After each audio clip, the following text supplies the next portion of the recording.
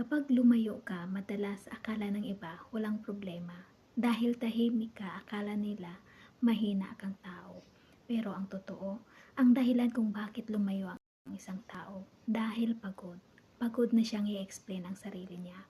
Pagod na siyang umintindi sa paulit-ulit na cycle ng situation. At pagod na siya sa lahat ng kinikimkim niyang hinanakit. Kapag ang puso ay napuno at emotionally drained, walang ibang paraan para makahinga, kundi tahimik kang lumayo para mahanap mo ang iyong kapayapaan.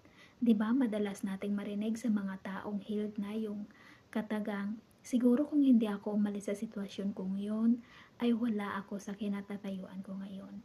Once na lumabas at totally healed ka na, doon mo ma-realize at mapagtanto na yung previous situation mo ay it helps you to grow or not. Kaya masasabi mo na lang na thank you sa mga taong naging lesson na lang ng buhay ko.